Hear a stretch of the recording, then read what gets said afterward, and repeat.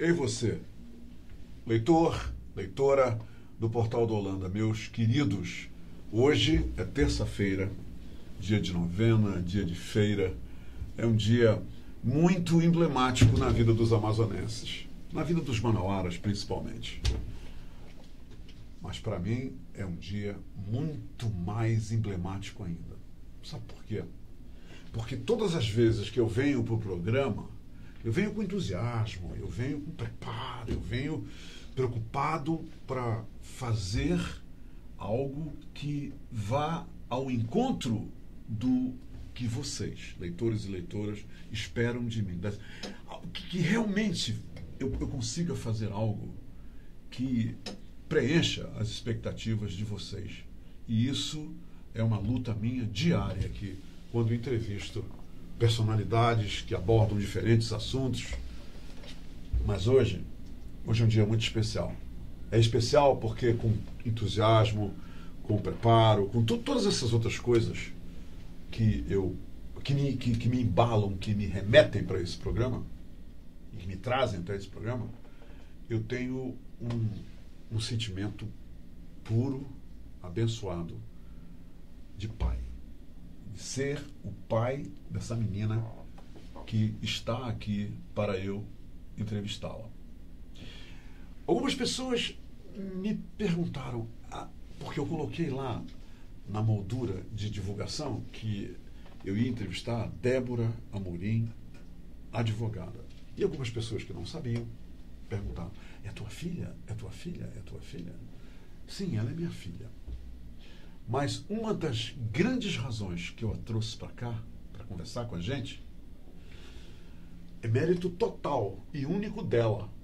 Porque o assunto que nós iremos abordar é um assunto que ela passou a dominar com muita determinação, com muita vocação e paixão, que é o direito.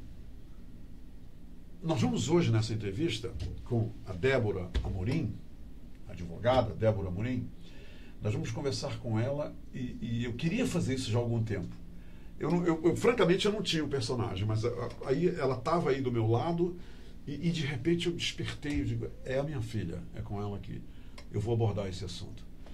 É essa transição, quando milhares de acadêmicos concluem, saem da academia, aí tem que fazer essa transição para a vida profissional, tendo o exame da OAB obrigatório no meio. É aqui, é desse ponto que eu vou começar essa entrevista com ela. E depois, ela que acaba de receber o seu credenciamento da OAB, que, diga-se de passagem, não é nada fácil e poucos conseguem.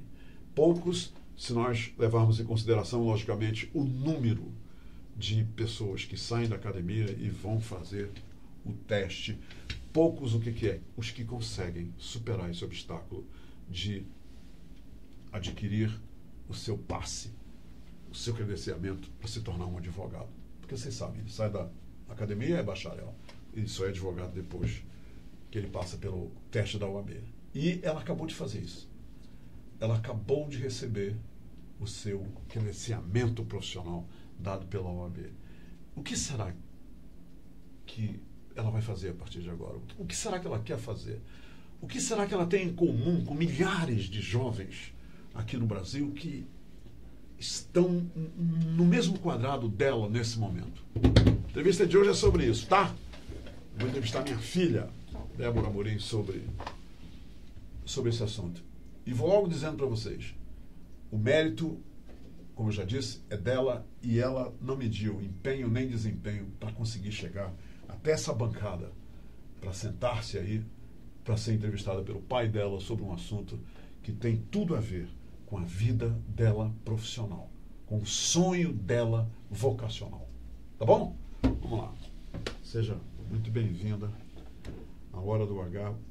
Eu não preciso te dizer a emoção, eu não preciso dizer todos os bons sentimentos que tomam conta de mim nesse momento, por ter o privilégio de entrevistar você. Eu que agradeço a oportunidade, eu quero agradecer o convite. Foi uma surpresa confesso, mas eu estou muito feliz de estar aqui, poder contar e relatar sobre a minha experiência, não só na OAB, mas com uma iniciação à prática também, que não é fácil.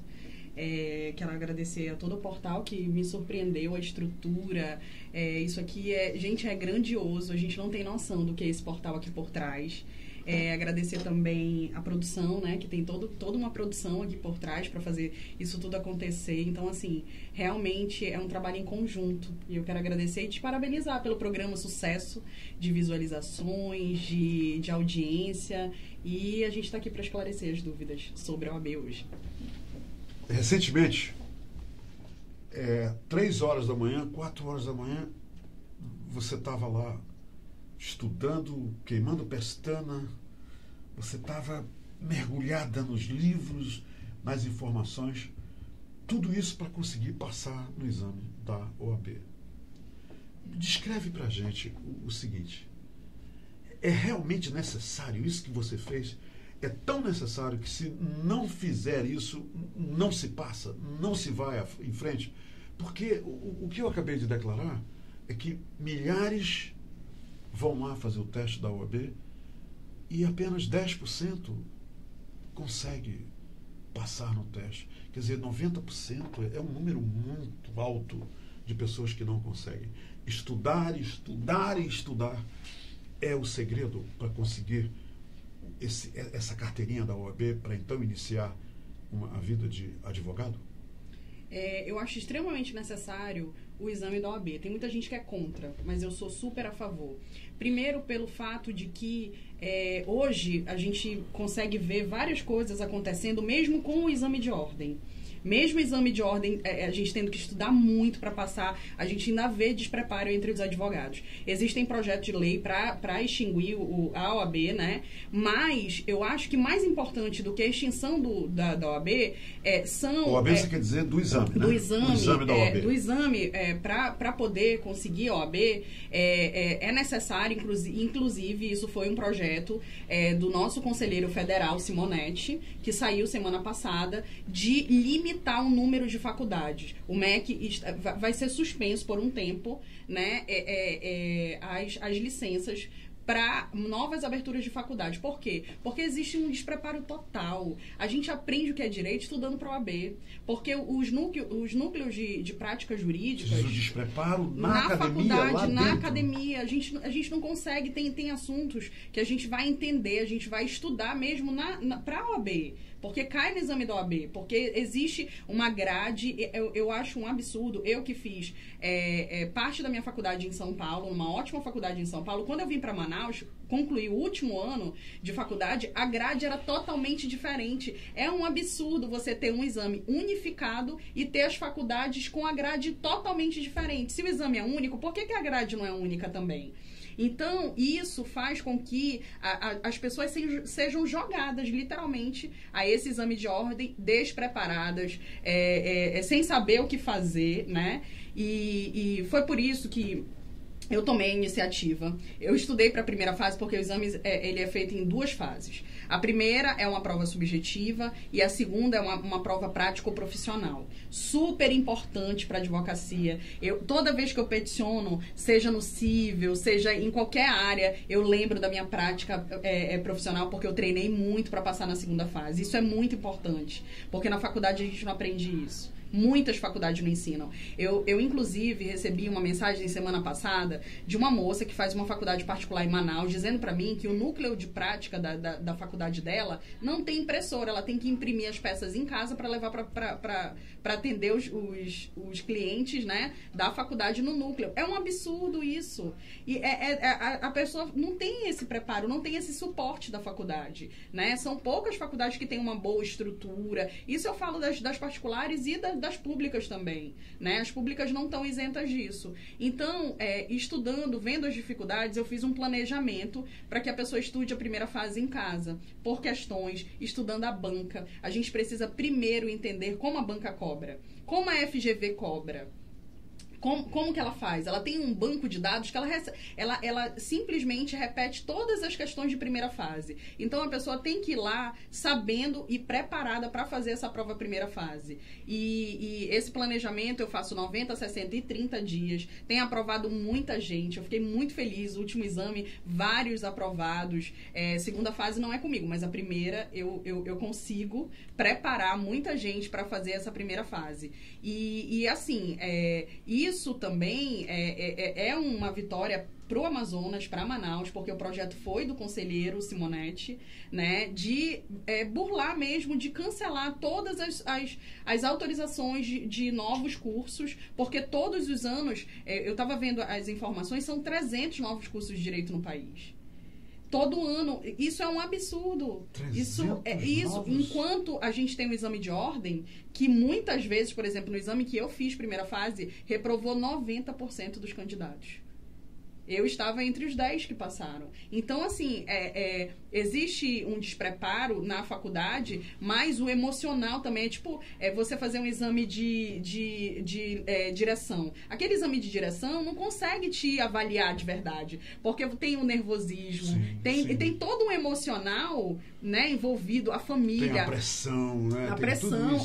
A pior coisa é você terminar a faculdade e os parentes começarem. E aí, já passou no exame? E aí? Vai fazer? O bacharel, e tá aí? Preparada? Eu quero que você veja o meu processo. Eu quero, e essa pressão, todo bacharel, ele passa por isso. Débora, me diz uma coisa. Quer dizer, então, que a gente pode assumir que, para a grande maioria, chutar, devido àquele despreparo que você me falou, as pessoas vão fazer o exame de ordem, mas no chute e na sorte? Sim, sim. Fora os que estão preparados e o emocional, que é 60% da prova, vai por água abaixo. É uma pressão gigantesca. Ele tem uma família.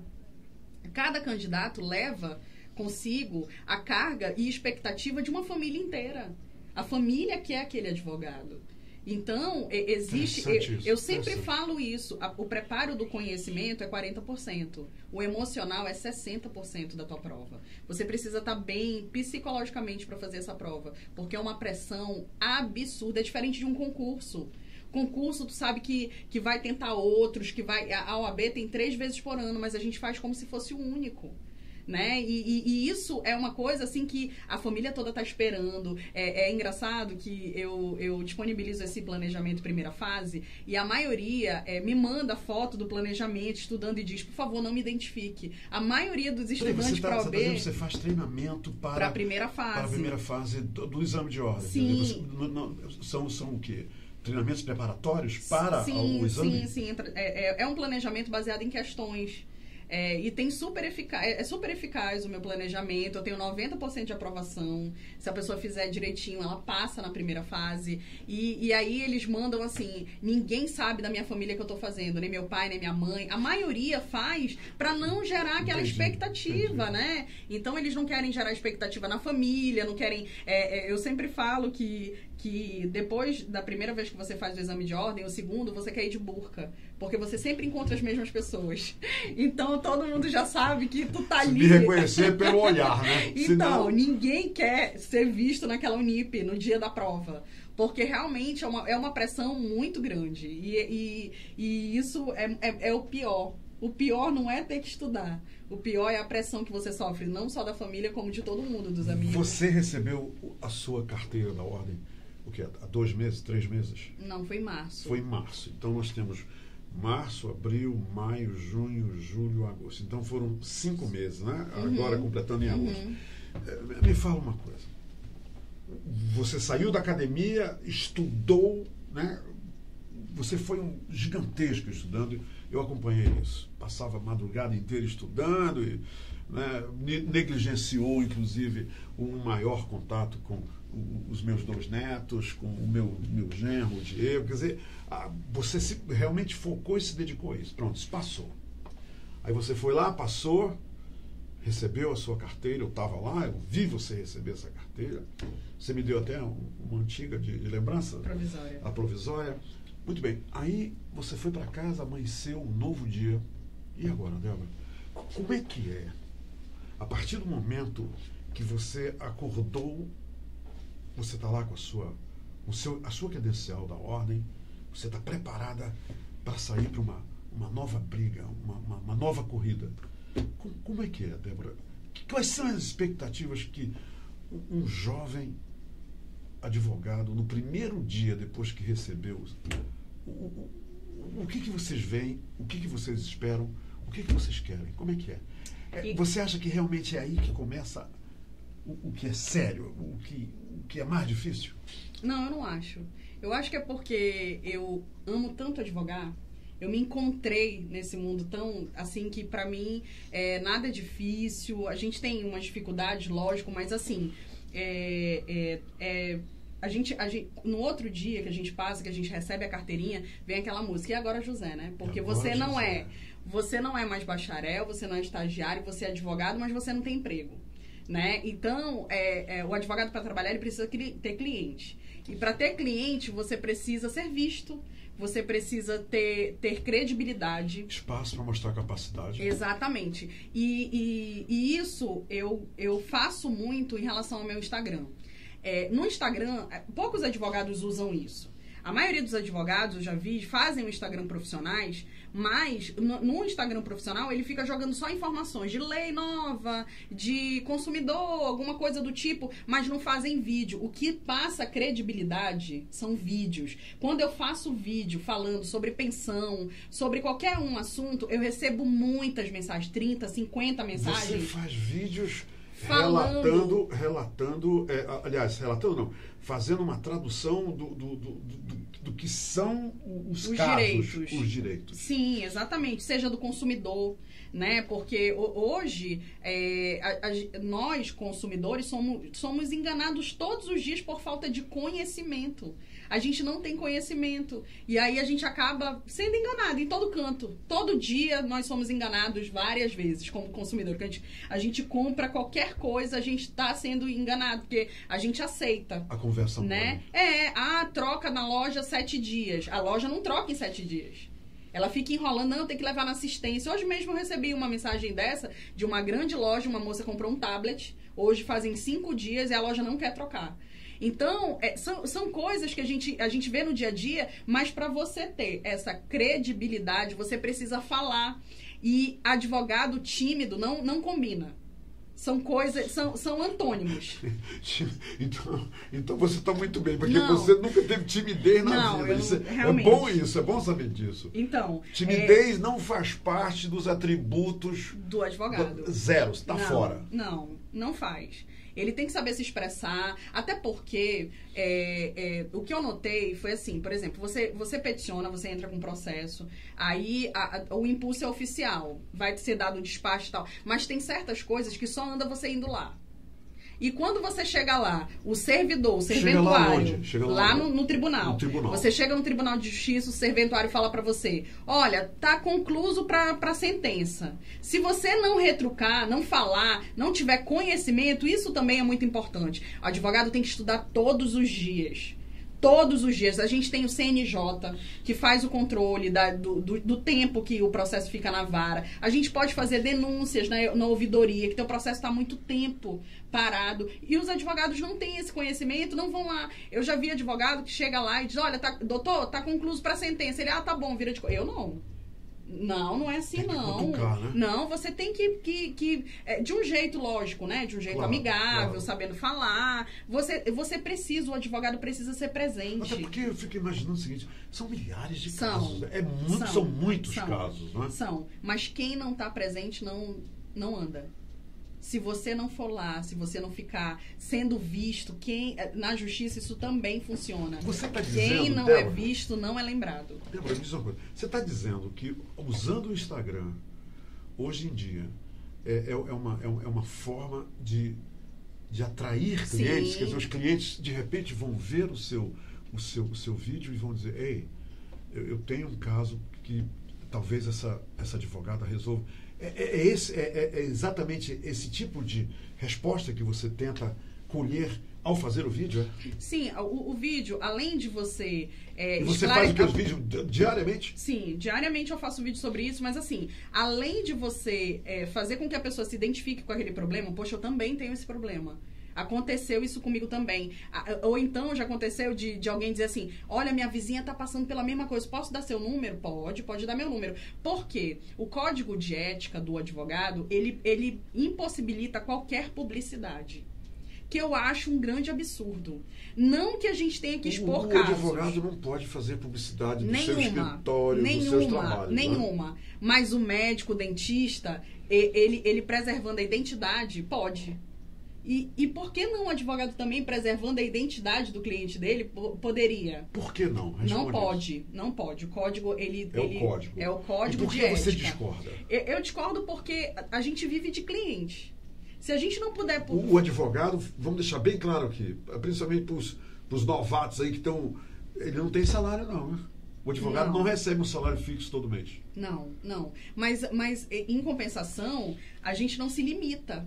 Um analista, um juiz, ele é limitado, ele tem aquele salário e nada mais. Os ganhos dos advogados podem ser ilimitados. O céu é o limite. O céu é o limite, entendeu? Mas assim, o mais importante que eu acho é o seguinte. Primeiro é vender conhecimento no Instagram. Isso faz com que tu tenha credibilidade e consiga cliente. Entendi. Você vende conhecimento. Como você não pode fazer publicidade, o advogado tem que vender o quê? Instruções. Conhecimento. Você ali, olha, isso aqui, essa lei me beneficia nisso, naquilo. Exatamente. A segunda coisa é você escolher um nicho. Você escolhe aquilo que você vai se especializar.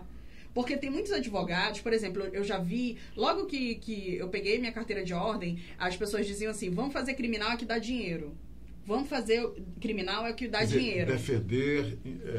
tudo, faz envolvendo tudo. Crimes e tudo. Tudo. Audiência de custódia é em média R$1.000, R$2.000. Tu ganha em 4 minutos, que é uma audiência de custódia. Mas como que tu pode fazer uma coisa se tu não tem vocação para aquilo? Eu sempre defendi isso. E vou defender sempre. Nem tudo é dinheiro. A realização profissional vai muito além do dinheiro. É você fazer aquilo por amor e, por consequência, você ganhar dinheiro. Porque você não está trabalhando. Você está fazendo o que você ama. Entendeu? Então, lógico que existem várias situações, né? Tem gente que termina a faculdade com muito sacrifício e precisa, de qualquer forma, ganhar dinheiro, que não tem como sobreviver. Por exemplo, você, como é que você está ganhando dinheiro agora? Como é que, há 5 meses... O que você tem feito para ganhar dinheiro? Porque eu também soube que tem um detalhe. Me diz uma coisa, Débora, existe realmente essa história do advogado de porta de cadeia? Eles são reais? Outra coisa, existe, por exemplo, por parte da OAB, um teto mínimo para a cobrança dos proventos dos advogados? Quer dizer, ou existem advogados que não obedecem nada disso? Por exemplo, uns cobram R$50, uns cobram R$10, uns fazem escambo. E isso acontece? Acontece muito. A OAB, ela divulga uma tabela de honorários. Nós temos uma tabela de honorários. Então existe essa tabela, Existe, né? uma tabela, a OAB dá o mínimo que se deve ser cobrado. Okay. Existe uma tabela. Mas também existe muita prostituição do advogado. Outro dia... você fala, no sentido de cobrança? De cobrar... lá em São Paulo, eu estava vendo, semana passada, tem uma campanha em São Paulo, da OAB, que diz assim, diga não a cinquentão. Por quê? Porque os advogados estavam aceitando fazer audiência por R$50.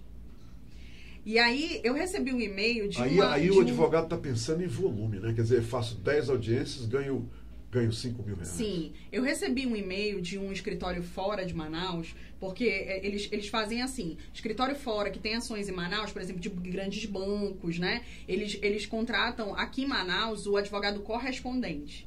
E aí, esse grande escritório me mandou um e-mail através do meu Instagram, ele me achou no Instagram, me mandou um e-mail me propondo fazer uma audiência para o banco por R$70.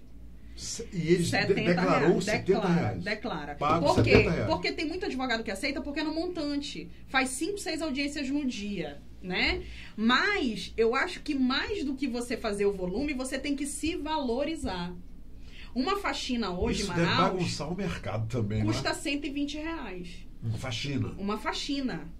Não desmerecendo, não, né? Claro. Eu tô falando o seguinte... Uma diarista cobra R$120 para fazer uma faxina numa casa. Uma diarista, ela não tem o investimento que nós advogados fazemos, de comprar livros, nós temos investimento altíssimo. São cursos de capacitação, o curso de Direito é o curso mais caro que tem em todo o Brasil. Por quê? Porque, olha, por exemplo, ano passado eu comprei um código que chama VADMEC, que tem todas as leis. Esse ano, o meu VADMEC já estava defasado. Um VADMEC custa quase R$300. Você já tem que... você não pode nem se apegar, fazer anotações, porque tu vai ter que jogar. Entendi. Eu joguei, esse ano mesmo, eu joguei vários livros. O Código de Processo Civil é de 2015.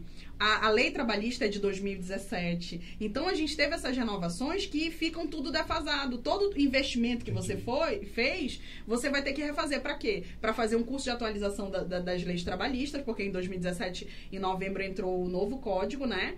Então, você tem que fazer uma captação... E o processo civil também, que rege todo ordenamento jurídico, não sendo criminal, é regido pelo processo civil. E o advogado, então, por isso, tem que continuar estudando sempre. Sempre, todo dia. Todo dia muda, todo dia são aprovadas leis. Todo dia muda alguma coisa. Advogado que não estuda fica para trás. E é incrível que na seara trabalhista a gente encontra advogado que não fez atualizações. São advogados mais velhos, né? Que até hoje, 2017 o código. Tem muitos advogados que não se atualizaram. E é essa diferença que eu digo, porque tem gente que fala assim, você consegue muitos clientes pelo Instagram. É por isso que fala que tem como ganhar dinheiro e tal. Tem como ganhar dinheiro na iniciação, tem como ganhar dinheiro. Mas primeiro você precisa fazer uma estratégia para se mostrar, mostrando conhecimento. E segundo, é se capacitar. Porque advogados, hoje nós temos em Manaus 14 mil inscritos. Isso é pouco em relação a 14 mil inscritos na OAB. Na OAB. Uhum. Mas nem todos esses 14 mil são ativos, né? Porque tem muitos que não advogam, não pagam, né? Não pagam a anuidade. Mas, por exemplo, se a gente for comparar com Fortaleza está em 40 mil. 40 mil advogados na ativa. Na ativa.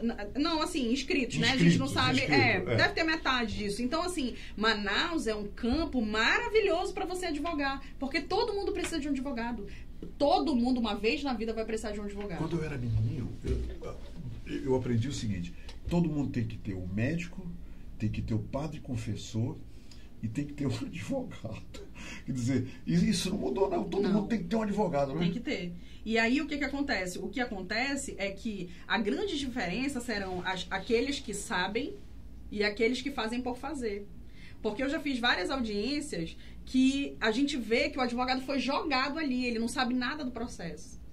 E aí, quando o advogado que está defendendo exatamente aqueles de R$70. Ele não lê, não tem tempo para ler nem a petição inicial. E aí ele é jogado.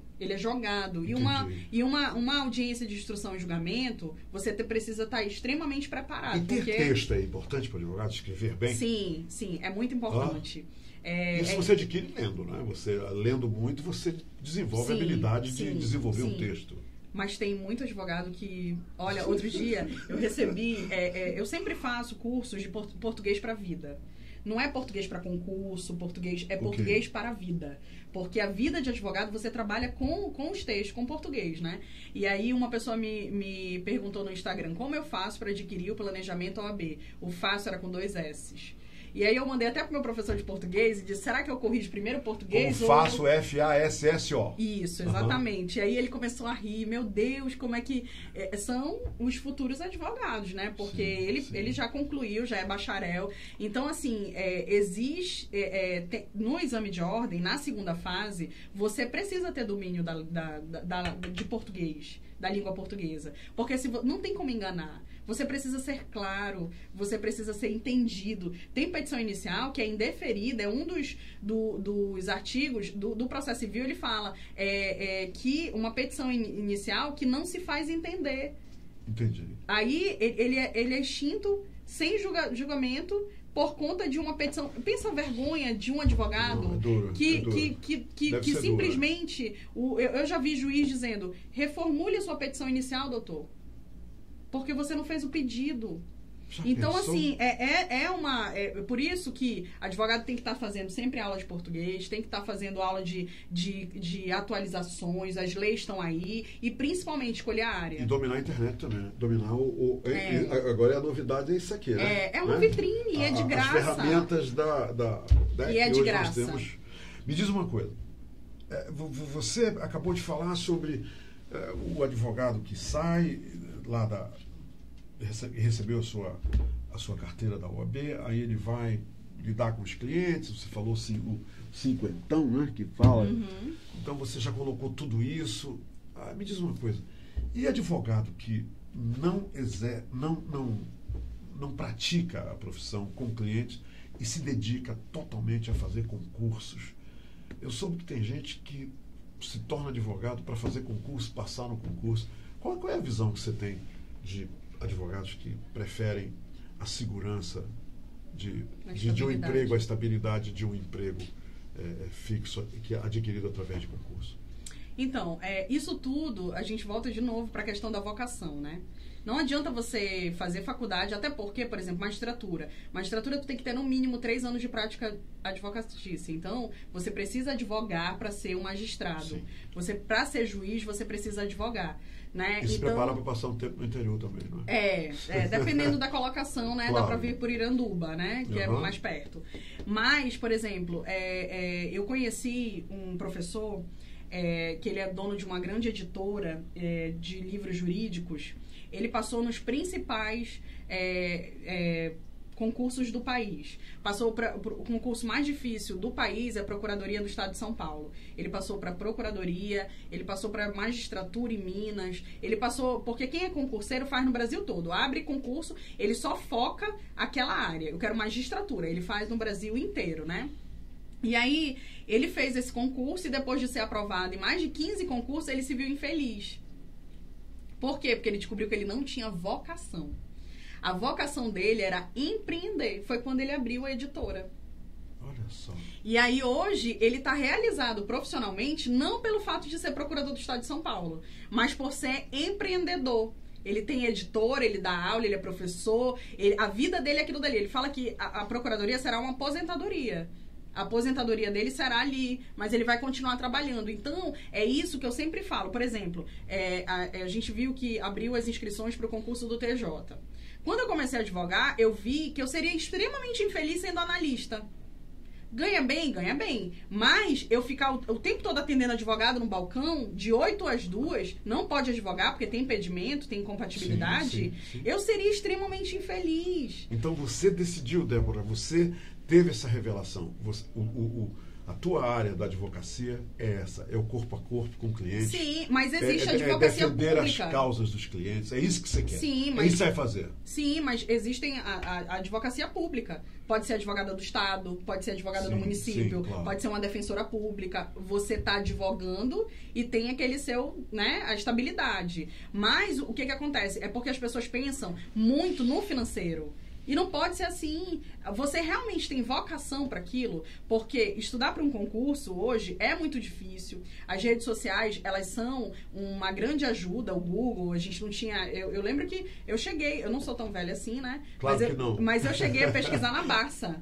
Né? Quando eu tinha 15 anos, a gente não tinha... Eu cheguei a estudar no livro da juventude, tá? Mas depois a gente conversa sobre isso. Então, mas hoje em dia a gente tem as redes sociais para ajudar, mas a gente também tem as redes sociais para atrapalhar. Hoje mesmo eu recebi uma mensagem de um rapaz que está fazendo o meu planejamento primeira fase, que me disse, eu não estou conseguindo me concentrar porque o meu celular está me atrapalhando. Débora, me diz uma coisa. O Uber, para mim, é uma grande experiência. Eu acho o Uber uma grande sacada, por várias razões. Mas... o Uber, para mim, tem sido uma grande experiência. Eu conversar com os motoristas, né, do Uber. Eu já encontrei economistas, já encontrei advogados, já encontrei administradores. Eu não encontrei médico, mas as outras profissões todas eu encontrei. Me diz uma coisa. O bacharel, eu não encontrei advogados, eu encontrei bacharéis de advocacia, né, dirigindo o Uber. Vários. Você acha que ele está ali no Uber por várias razões, né? Porque, vai ver, não conseguiu emprego. A maioria não conseguiu achar um emprego e tinha um bom carro na garagem, o carro foi aprovado, ele estaria dirigindo para quebrar um galho mesmo bacana, né? Para ele, para a família. Agora, o bacharel que está ali, eu não fiz essa pergunta para ninguém, eu fiz a mim mesmo e eu não consegui responder. Eu estou fazendo para você agora, que é advogado. Ele está ali por quê? Por falta de vocação, né? Já que você tocou em vocação. De repente ele está ali no Uber, depois de ter passado pela academia, depois de ter se formado, depois de passar por aquele momento glorioso de, né, jogar a boina para cima, e as fotos, a festa, o brinde, e agora ele está dirigindo o Uber. Ele está ali por quê? Por falta de vocação ou falta de estudo, de empenho para passar no exame de ordem? Então, é isso que eu ia falar, porque você precisa abdicar 5 meses da sua vida para passar no exame de ordem. 3 meses para estudar na primeira fase e 2 meses da segunda. Débora, você tem que se dedicar totalmente 5 meses da sua vida só ao estudo para poder passar na OAB? Não precisa, porque tem muita gente que consegue conciliar trabalho com o estudo. Você precisa ter mais ou menos umas 4 horas. Estudar todo dia. 4 horas por dia. E é isso que é o preço que muita gente não quer pagar. Entendi. Entendeu? Se você não pagar esse preço, você não vai ter os louros, não vai colher. Se você não plantar durante esses 5 meses, você não vai conseguir colher. E é até pertinente a gente falar sobre isso, porque quando você está estudando os 5 meses, você precisa se conhecer também. Por exemplo, na minha primeira fase, eu descobri que o meu momento produtivo é de madrugada. Por isso que a gente se falava às 3 da manhã. Sim, é verdade. E tem muita gente que acha assim, porque ela dorme a manhã toda, ela não vai passar.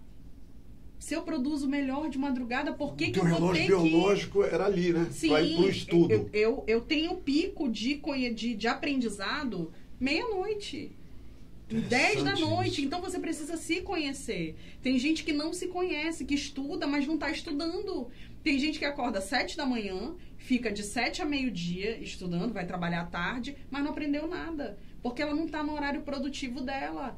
Ela não conseguiu render. Então, a primeira coisa que você tem que fazer... Existe uma psicóloga que foi, assim, essencial na minha aprovação, que ela é coach para concursos e OAB. Laena Portela. Hoje é o dia do psicólogo. Pois é. Olha aí, parabéns a todos os psicólogos. Laena. A Laena, tá vendo só? Pois é. Então, a Laena, ela fez... Não só eu descobri o meu momento produtivo, como também não me senti culpada de ser ausente por esses 5 meses na vida dos meus filhos, na vida da minha família. Porque, na verdade, eu estava plantando algo que ia colher toda a família. Bacana. Né? Então, eu me sentia culpada de ter que privar, de estar com os meninos para poder estar ali estudando. E ela fez com que isso... E isso é essencial. Você descobre o momento que você mais aprende, porque a impressão que dava assim, poxa, ela dorme até 11 horas.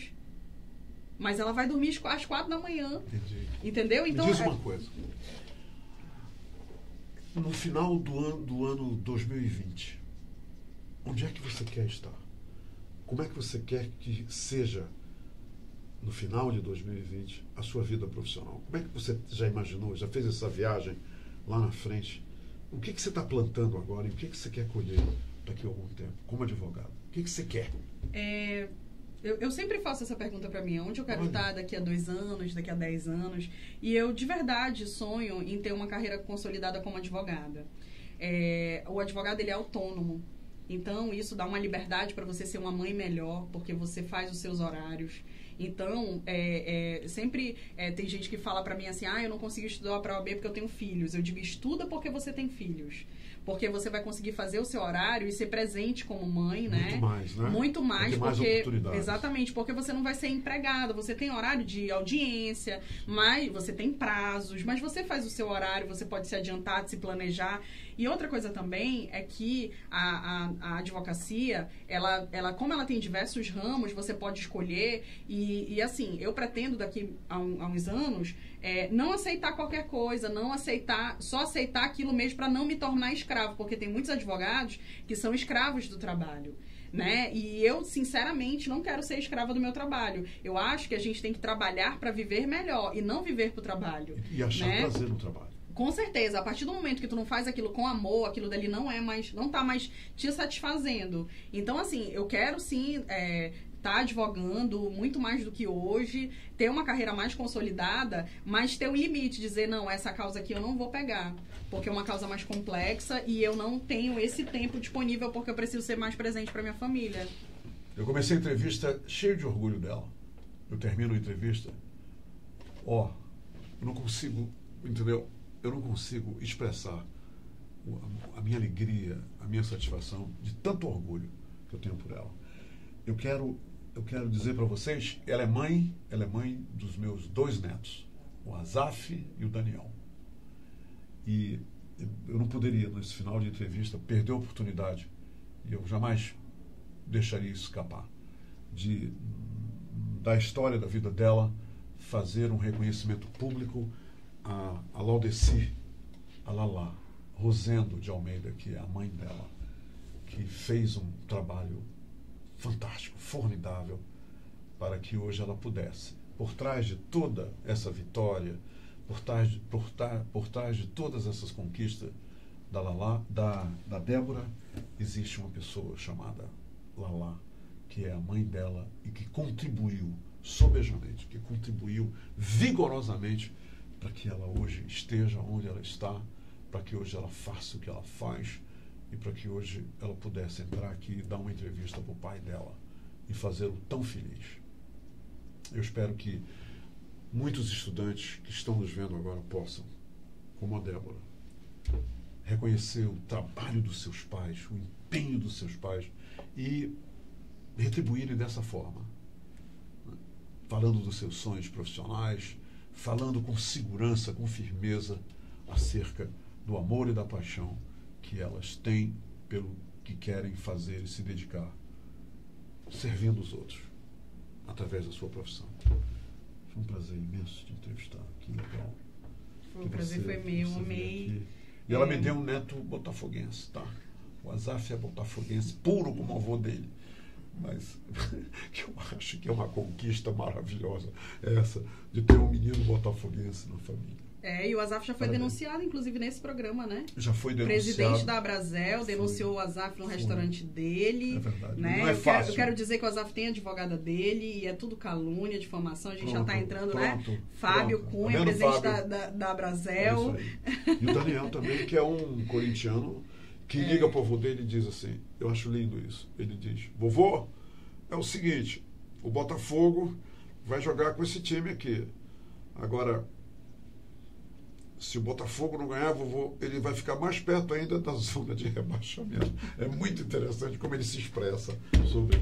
Ei, um abraço ao Diego. Tá, muito obrigada pela oportunidade. Deve meu carinho para todos da família. E obrigado por ter vindo aqui conversar com a gente. Muito obrigado, sucesso para esse programa. Em dezembro de 2020 eu vou convidá-la novamente para ela vir. Verdade. Tá? Bora fazer? Vamos sim.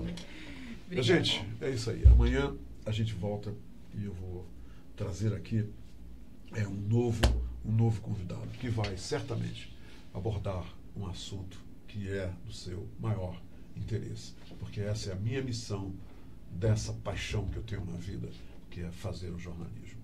Até amanhã. Fiquem com Deus. Se quero te amar e te amar e te amar muitos anos, cuida bem de mim. Então misture tudo dentro de nós.